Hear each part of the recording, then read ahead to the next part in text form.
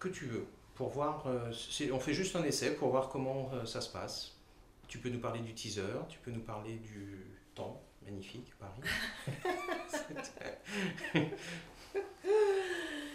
J'ai très envie de voir en nos crises des chrysalides.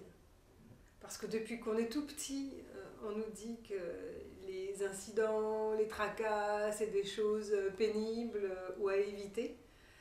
Alors qu'aujourd'hui, un certain nombre d'événements qui me sont arrivés personnellement et que je vois autour de moi, que ce soit pour des individus ou pour des collectifs, montrent qu'au contraire, nos crises sont des formidables germes de bonheur ou de destinée et qu'elles surviennent soit quand on n'est pas dans notre chemin, soit quand il est temps qu'on renaisse à autre chose. Et on le voit pour des individus.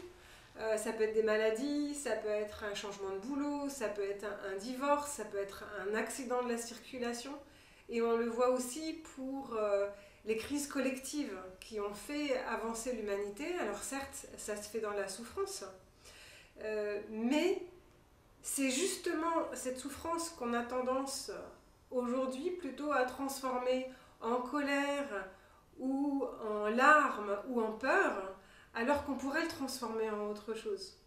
Et cette souffrance, si on rentre dedans et si on voit en quoi elle nous parle, à ce moment-là, il se passe une guérison phénoménale. Et j'ai envie de dire quelque chose qui peut-être ne serait pas politiquement correct, mais quand on voit toutes les atrocités qu'on voit sur la planète, que ce soit ce qu'on inflige aux femmes, ce qu'on inflige aux enfants, ce que des hommes infligent à d'autres hommes. Pour reprendre l'exemple français des attentats de début 2015, la liberté d'expression qui est atteinte, ma réflexion, elle est qu'est-ce qu'on inflige à notre féminin intérieur?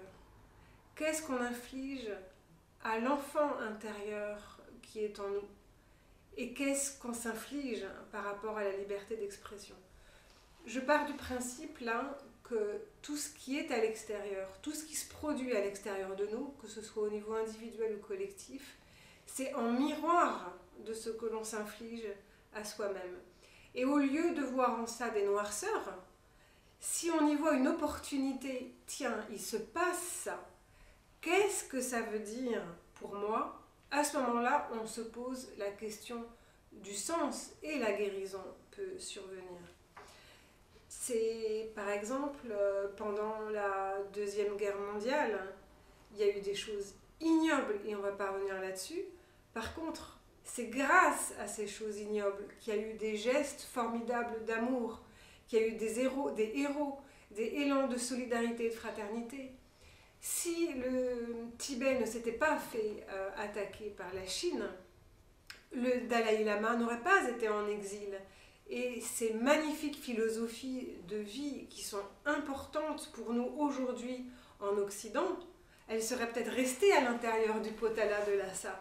Aujourd'hui, le Dalai Lama, il les sème partout.